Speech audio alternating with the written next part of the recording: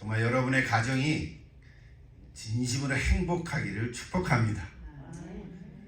올 가정의 달인데 계속해서 하나님의 선물, 행복한 가정이라고 하는 주제 아래에 제가 주제 설교를 하고 있는데 오늘 세 번째입니다. 행복한 가정을 위한 기도, 저는 제목인데요. 여러분, 행복한 가정은 그냥 저절로 되는 것 같지는 않습니다. 물론 전부는 아니겠지만 돈이 많다 그래도 뭐 재정에 관한 근심은 없을지 몰라도 자녀 양육에 문제가 있다면 고민이 될 거예요. 그럼 그 가정은 행복할 수가 없습니다. 또 이런저런 것이 다 잘 되어도 가족 중에 누가 심각한 병으로 고통 중에 있다면 낙심이 되고 또 가정의 분위기는 우울할 수밖에 없습니다. 이것저것 다 좋아도 이런 부부관계에 좀 이상한 바람이 부는 것 같은 느낌이 있으면 어떤 바람인지 알죠? 의심이 생기고 신경이 쓰이게 되고 갈등으로 다툼이 일어날 수도 있고요. 그래서 기쁨이 상실되고 말 것입니다. 뭐 이렇게 행복한 가정을 가로막는 요인들은 우리 가운데 얼마나 많은지 모릅니다. 내부 안에도 있고 또는 외부로부터 우리의 가정을 행복하지 못하도록 방해를 합니다. 아마 가정의 수만큼이나 다양할지도 모르겠습니다. 주제별로 구분하면 몇십 가지로 분류할 수가 있겠지만 우리 그리스도인의 가정도 예외가 아니라고 하는 사실. 우리가 다 행복하기를 바라지만 이 땅에 사는 동안 참 이게 어려움이 있습니다. 그래서 그런 방해 요인을 우리가 제거하고 해결하기 위해서는 우리가 기도할 수밖에 없다는 사실. 행복한 가정을 이루기 위해서는 기도해야 합니다.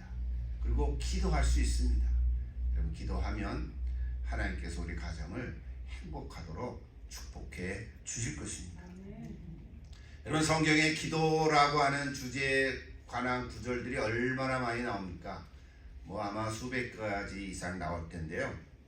제가 매일 성경을 이렇게 보다가 5월 23일부터 빌립보서를 읽게 돼 있더라고요. 빌립보서 참 좋아하는 성경책 중에 하나인데 그래서 쫙 다시 펴서 읽으면서 넉 장밖에 안 되니까 그냥 가슴에 호로록 또 읽어버리고 말았어요.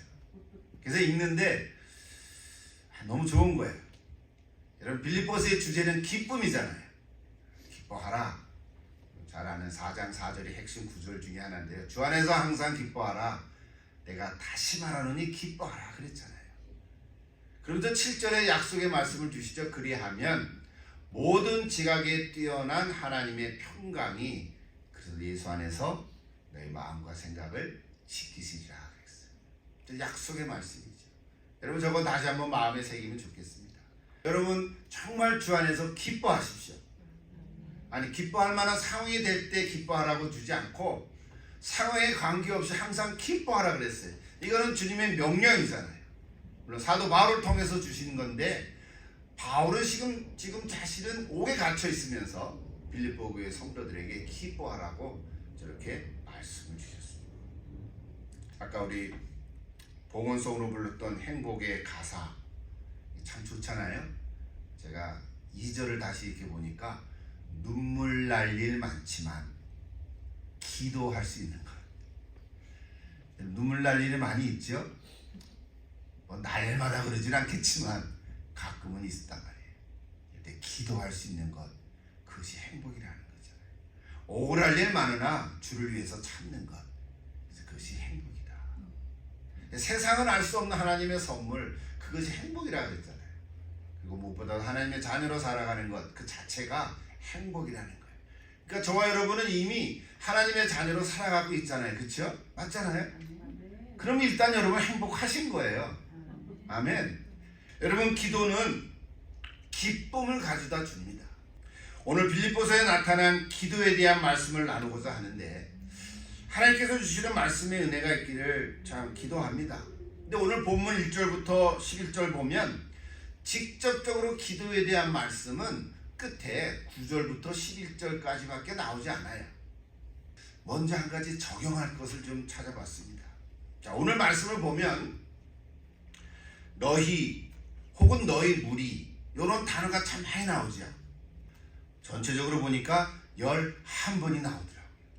1절부터 12절까지인데 어떤 절은 2번, 3번 나오고 어떤 절은 안 나오기도 하지만 전체적으로 11번이 나오는 거예요. 여기서 말하는 너희는 누구지요? 일단 빌립보 교회 성도들이잖아요. 그러면 저 빌립보서를 읽는 오늘 저와 여러분은 우리 사랑의 빛교회 성도라고 바꿔서 읽을 수도 있는 거죠. 그죠? 사도 바울이 우리 사랑의 빛교회를 모르고 있잖아요. 그러나 하나님께서는 우리 사랑의 빛교회 성도들에게 너희라고 말씀해 주고 있는 거라. 이걸 좀 확대하면 아마 전 세계에 흩어져 있는 모든 예수를 그리스도로 믿는 모든 성도들이라고도 말할 수 있겠죠. 그런데 그래서 오늘 특별히 오늘 행복한 가족이라는 관점에서 볼 때 저 너희를 여러분 가족 중에 한 사람이라고 한번 생각을 해보십시오. 특히 가족 중에 한 사람, 배우자일 수도 있고요, 또는 아들이나 딸일 수도 있고, 또는 형제일 수도 있고, 자매일 수도 있고, 또는 가까운 친척 중에 한 사람일 수도 있고, 뭐 어떤 가정의 바운더리 안에 있는 사람을 한번 떠올려 보십시오. 속으로 떠올랐습니까?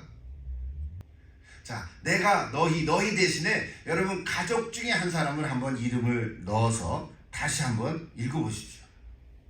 저는 제 아내를 넣어보겠습니다. 제 아내 낸시.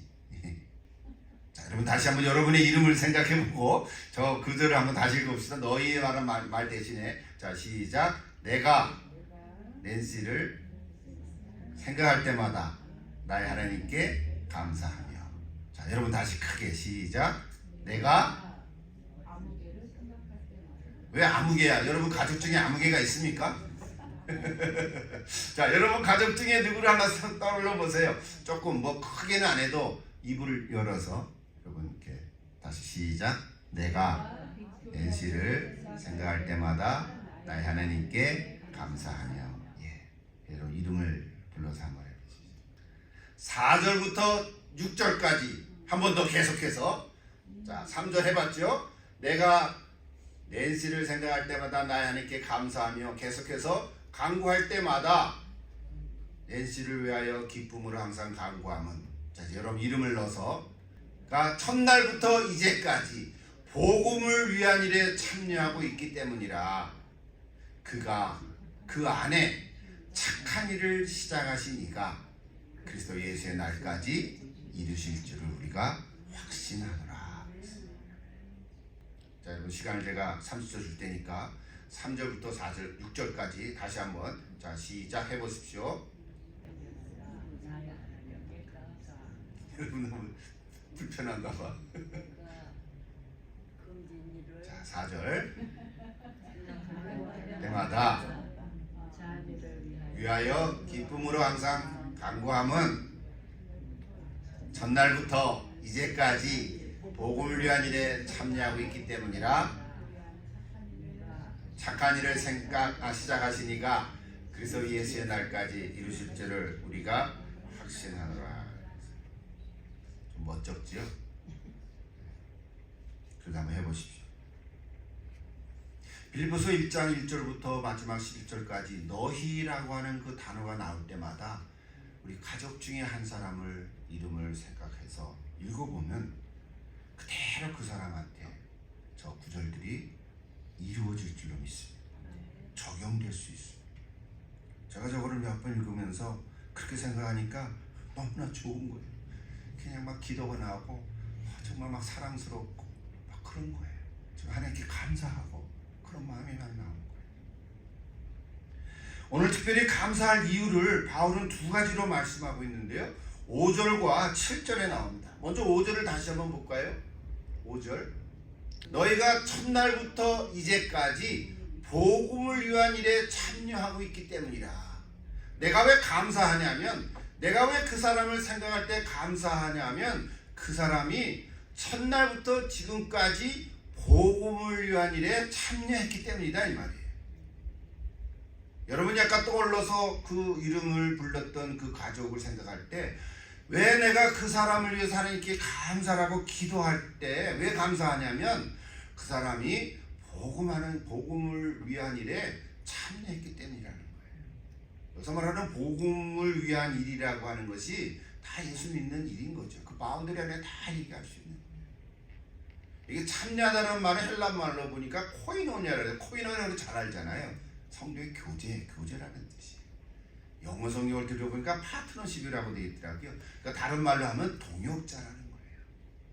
내가 왜 그 사람을 위해서 하나님께 감사할 수 있냐 하면 동역자이기 때문에 그런 거예요. 함께 일하기 때문에 그런 거예요. 여러분 부부가 동역자잖아요. 부부가 함께 살아가는 거예요. 누구보다도 한 마음이 돼서 살아가는 것이 부부잖아요.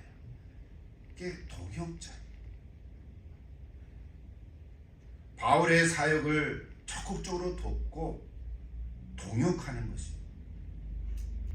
그런 의미에서 결혼 기념일은 서로 격려해주고 위로하고 사랑하는 날로 의미 있게 지내는 날입니다.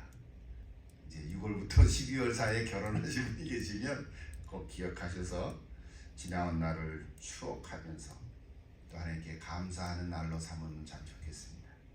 혹 지나온 분이 계신다면 또 내년도를 기약하면서 여러분의 결혼 기념일을 참 의미 있게 행복한 가정의 그런 순간을 맛볼 수 있기를 기도합니다. 자, 다시 돌아가서 본문으로 사도 바울이 두 번째로 그런 이유를 7절과 8절에서 얘기하는데 먼저 7절 보십시오. 내가 너희 무리를 위하여 이와 같이 생각하는 것이 마땅하니 이는 너희가 내 마음에 있음이며 나의 매임과 복음을 변명함과 확정함에 너희가 다 나와 함께 은혜에 참여한 자가 됨이라 그랬어요. 오늘 두 번째 이유를 넣어보려면 은혜에 참여했기 때문에 그렇다는 거예요. 근데 저기도요. 우리 아까 6절까지 봤으니까 7절 한 절에도 누구라고 하는 단어에 또 다른 사람을 한번 넣어보세요. 여러분 가족 중에 한 사람을 더 떠올려 보십시오. 누구를 떠올리시겠어요? 자, 한번 마음에 떠올렸죠? 저는 제 아들 사무엘을 떠올렸어요. 내가 샘을 위하여 이와 같이 생각하는 것이 마땅하니 이는 샘이 내 마음에 있으며 저렇게 읽으니까 뭉클하더라고요. 샘이 내 마음에 있지. 맞아, 있어. 항상 있어. 저 멀리 가 있지만 항상 있어. 아마 여러분 자녀 중에 한 사람이 여러분 마음이 있을 거예요. 나의 매임과 복음을 변명함과 확정함에 샘이 다 나와 함께 은혜에 참여한 자가 됨이라.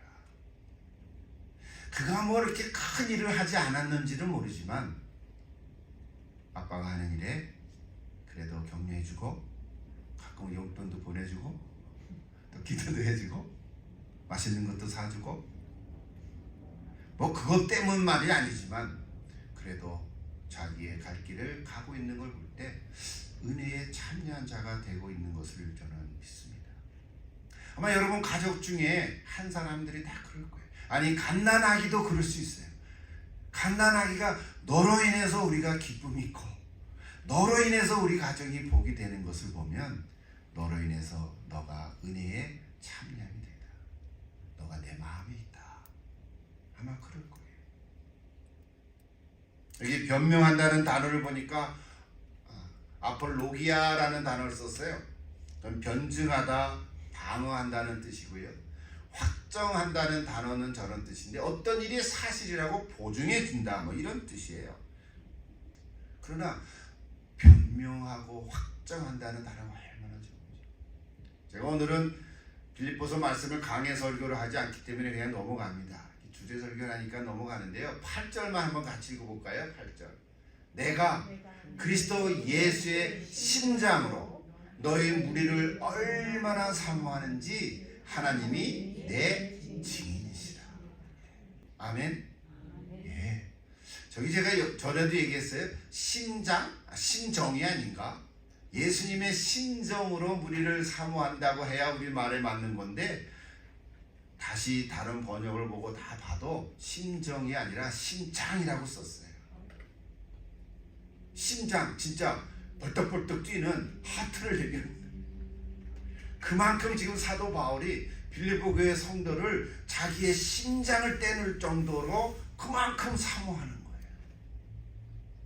마치 우리가 우리 가족 중에 한 사람 한 사람을 그럴 거라고 믿습니다. 여러분도 그럴 줄로 믿습니다. 여러분, 교회를 묶는 띠는 뭘까요? 교회를 묶는 띠는 무엇보다도 먼저 성도를 하나 되게 하는 성령님의 역사일 줄로 믿습니다. 성령이 하나 되게 하심을 힘써 지키라 그랬죠. 또 하나는 서로를 향하여 극진히 섬기며 사랑하는 마음일 것입니다. 우리 성도들 사이에서, 우리 교회는 더 그렇죠. 그냥 너 없으면 못 살아. 너 한 번 봐야 돼. 뭐 이런 정도의 우리의 사랑을 얼마나 극진히 하는지 모르겠습니다. 누가 한 사람이라도 안 오면 그 사람 왜 안 왔지? 우리가 마음으로 근심 걱정을 할 만큼 우리가 그를 정말 예수님의 심장으로 사랑한다.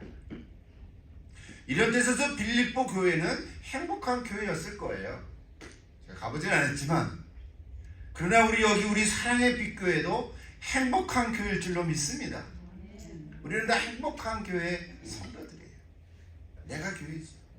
그리고 여러분의 가정도 행복한 가정이 될 줄로 믿습니다. 예수 그리스도의 심장으로 서로를 사랑한다면 가족 중에 바로 그 한 사람이 내 마음에 있기 때문입니다. 지난주에 어머니 주일을 지났지만, 여러분, 어머니들은요, 자식이 하나든 둘이든 뭐 우리처럼 여섯이든 열이든 하나를 생각할 때 그 하나가 다 마음에 있는 거예요. 어머니들은 그렇죠. 또 아빠는 좀 덜한 것 같기도 해. 이 녀석 그 녀석 뭐 그런 마음이 있지만 어머니는 안 그런 것 같아요. 조금 못난 자식이 더 마음이 있고, 조금 부족한 자식이 더 챙겨주고 싶은 마음이 사실은 어머니의 마음이죠. 그래서 사도 바울의 마음이 그런 것 같아요. 여러분, 교회를 교회되게 하는 요소는 우리 두 가지 얘기했죠. 복음에 참여한 자들의 교제가 있기 때문이고, 은혜에 참여한 자들의 교제가 있기 때문이라고 우리는 빌립보서에서 말씀을 받을 수 있어요. 이걸 적용해 보세요. 마찬가지로 가정을 행복한 가정이 되게 하는 요소는, 첫째는 서로 한 마음으로 동역하는 가족들의 교제가 있기 때문이고, 또 하나는 하나님의 은혜에 참여하는 가족들의 교제가 있기 때문이라. 오늘 빌립보서 말씀을 그대로 우리 가정에 적용하면 그렇게 되었어요. 여러분, 이 두 가지의 교제로 말미암아 여러분의 가정이 진정으로 행복한 가정이 되기를 바랍니다. 가족끼리 이 두 가지 교제가 있어요. 마지막으로 사도 바울이 그 두 가지 교제를 이루기 위해서 그들을 위해서 기도했다 그래요. 그 기도한다는 내용이 9절부터 11절에 나오는 거예요. 원어로 가보면 긴 한 문장으로 되어 있어요. 직접적인 간구의 내용은 두 가지라고 볼 수 있습니다.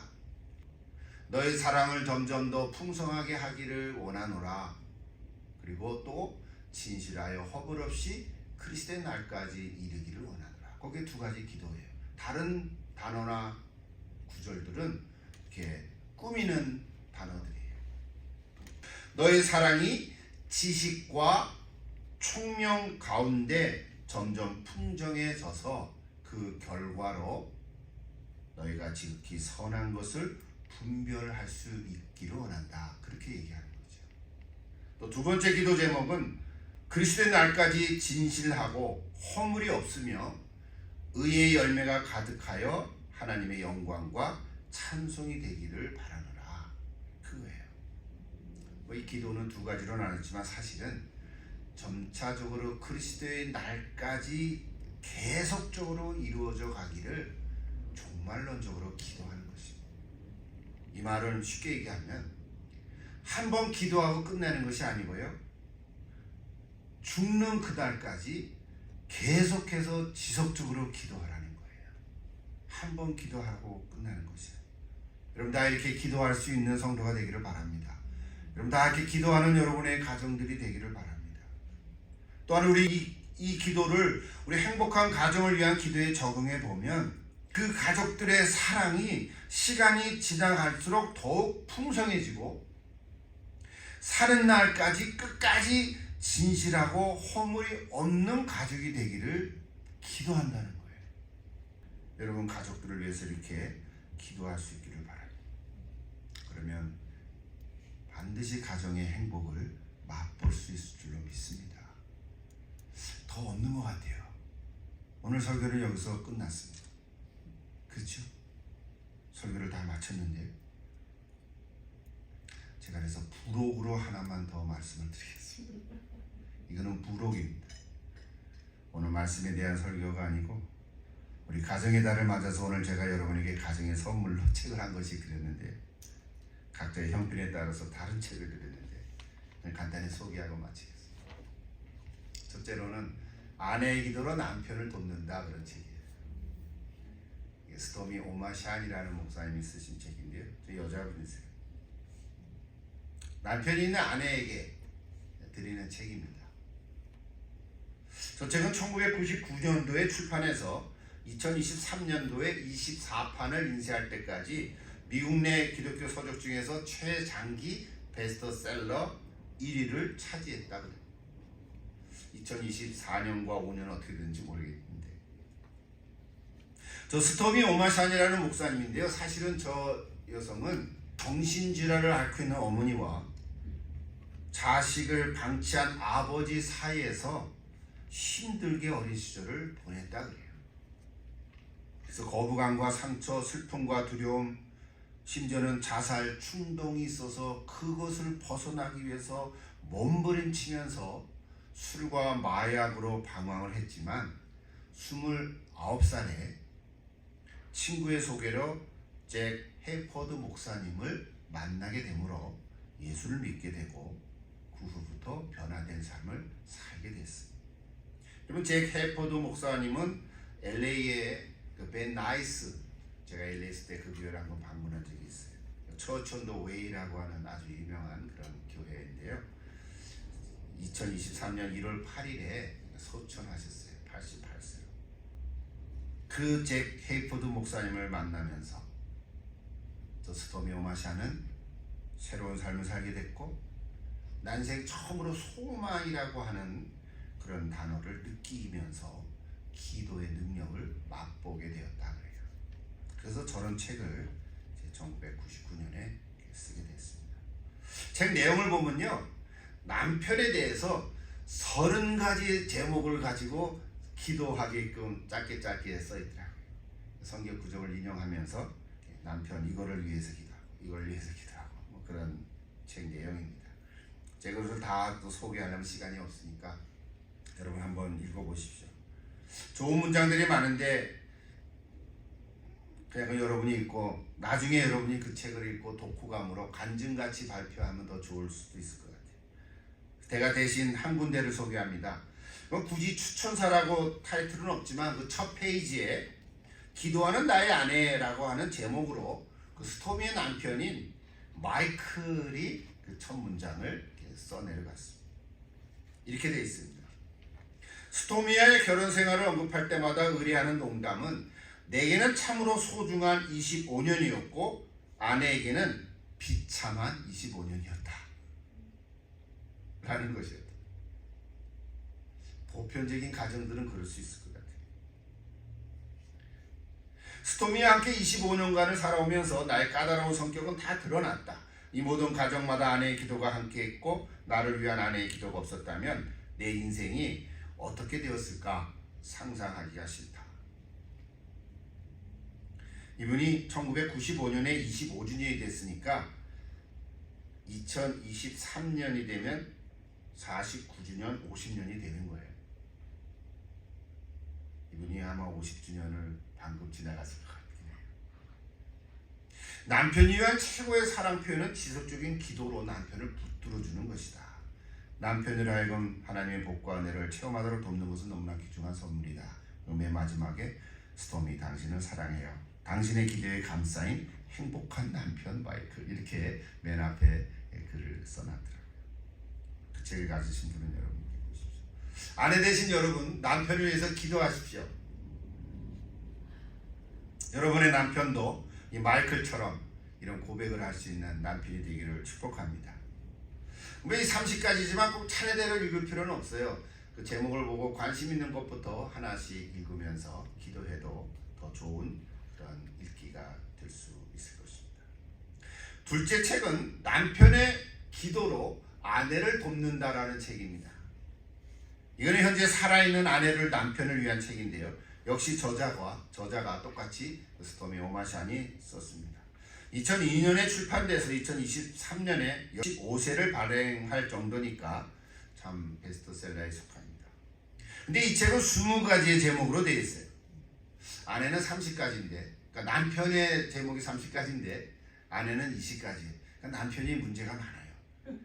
남편이 좀 가꿀 게 많다고요, 사실은. 손이 더 많이 가죠. 역시 남편이 첫 페이지를 썼는데요. 이렇게 썼어요. 결혼이란 자란 배경, 경험, 성격, 습관, 인생의 꿈이 다른 남녀가 만나 평생을 살아가는 일이다. 따라서 아내와 남편은 대화와 타협이 필요할 뿐만 아니라 이기심을 버리고 서로에게 복종해야 한다.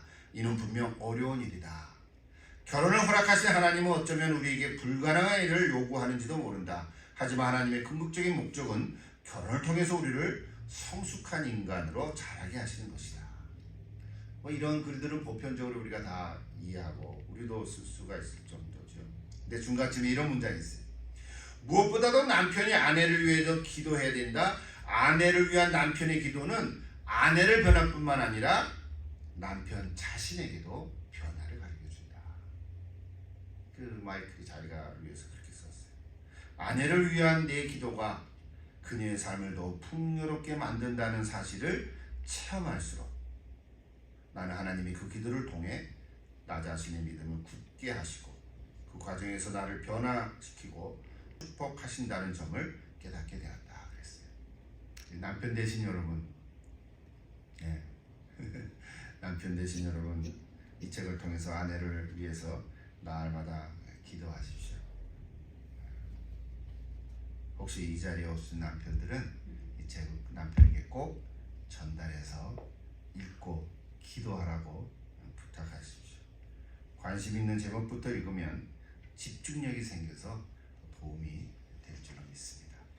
세 번째 책으로 소개하는 책은요, 믿지 않는 남편의 아내들에게 라는 책입니다. 이거는 조 베리라고 하는 어떤 작가, 성경적인 작가가 쓴 책인데요. 전부 10장으로 되어 있습니다. 믿지 않는 남편들과 함께 사는 아내들은 참 고통이 많죠. 때로는 가슴이 터질 듯한 어려운 상태에 있게 되기도 하고, 그럼에도 불구하고 이 책을 읽으면 희망이라고 하는 것을 잃지 않게 격려해주고 궁극적으로 믿지 않는 남편을 구원하는 지혜로운 그런 길을 제시하고 있습니다. 혹시 자신의 남편이 아직 믿지 않거나 겉으로만 믿는 것처럼 진짜 예수를 모르는 분이 계시면, 혹은 주변에 그런 상태에 있는 아내들이 있다면 그들에게도 저 책을 좀 소개해서 하나님께 간절히 기도함으로 반드시 하나님이 역사하셔서 온전한 믿음이 있는 그런 가정이 되기를 이렇게 기도드립니다. 마지막으로 고민이 됐어요. 사실은 먼저 배우자를 떠나서 홀로 되신 분들에게는 무슨 책을 드려야 되나, 처음에는 이렇게 생각을 안 했었어요.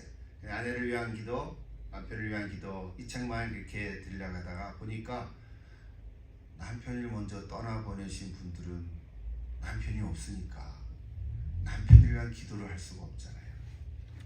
그래서 막 찾다가 좋은 책을 하나 발견했는데, 주님으로부터라고 하는 책입니다. 저 책은 매일 하나님이 들려주시는 따뜻한 말씀이라는 부제가 있는데요. 임은미 선교사가 쓰셨어요. 임은미 선교사는 30년 동안 케냐 선교사로 헌신하고 그러다가 이제 안식년을 하고 이제 그만둔 분이신데요. 하루도 빠짐없이 날마다 말씀을 기록해 왔는데 30년이니까 얼마나 많겠어요. 그 중에 116개를 정리해서 짧게 2페이지씩 이렇게 썼더라고요. 저도 아직은 다 읽어보지 못했어요. 그래서 한 권을 더 해서 제가 읽어보고 있는데요. 프롤로그에 실린 문장 하나를 소개합니다. 이런 글을 썼어요. 그동안 10권의 책을 쓸 때에는 주님께서는 단 한 사람을 위해서 쓰라는 마음을 주셨다. 사실 나는 좀 많은 사람이 읽고 도움을 받았으면 좋겠다고 생각했지만 주님께서는 단 한 사람이라도 너의 책을 읽고 힘을 얻을 수 있으면 그것으로 족하다 라고 하는 말씀을 늘 주셔서 순종하는 마음으로 그동안 10권의 책을 썼다 그래요. 근데 이번에는 좀 달랐다. 너는 그냥 받아쓰기만 하면 된다 라고 말씀하셨어요. 하나님께서 나에게 약속하신 것은 이 책을 읽는 모든 사람에게 임하실 하나님의 임재하심이다. 그 책을 받으신 분들은 짧게 2페이지밖에 안 되니까 읽어가면서 하나님의 임재를 경험할 수 있기를 기도합니다. 하나님께서 각 사람에게 어떻게 하나님의 임재하심을 나타낼지 나는 모른다. 그러나 저 책을 통해서 이금희 선교사가 쓴 걸 제가 제 말로 자꾸 말하는 거예요. 그 선교사가 하는 말은 이 책을 통해서 누가 읽더라도 하나님의 임재하심을 경험하기를 바란다고. 비록 하나님의 품으로 먼저 가신 남편을 잃고 외롭고 허전한 마음으로 달래시는 분이 계시더라도 저 책을 통해서 하나님의 임재하심을 경험하게 될 줄로 믿습니다. 제가 이 책을 소개하니까 나도 주시면 안 돼요? 나중에 기회가 있으면 또 우리 같이 다 나눌 수 있는 기회가 있을 줄 믿습니다. 오늘 설교 시간에 부록으로 책 소개를 했는데요. 여러분, 가족들의 기도를 주제로 한 이 책들이지만 여러분의 가정이 어떤 형편과 처지에 있더라도 진정으로 행복한 가정이 되기를 축복하는 마음이 있습니다. 지금까지 기도해 왔지만 여러분 계속해서 자신의 배우자를 위해서 또 여러분의 아들, 딸, 자녀들을 위해서 형제를 위해서 기도하는 여러분이 되므로 여러분 가정이 다 행복한 가정이 되기를 바랍니다. 마지막으로 성경 한 절 읽고 마칠까요? 다 같이 큰 소리로 한번 읽읍시다. 빌립보서 1장 6절입니다. 너희 안에 착한 일을 시작하신 이가 그리스도 예수의 날까지 이루실 줄을 우리는 확신하노라. 다시 한번, 너희 안에, 너희가 빌립보 교회 성도들이지만 우리 안에 우리 사랑의 빛교회 성도들 여러분이지만 그리고 가족 중에 바로 그 한 사람, 그 사람 안에 다 같이 큰 소리예요. 착한 일을 시작하시니까 그리스도 예수의 날까지 이루실 줄을 우리는 확신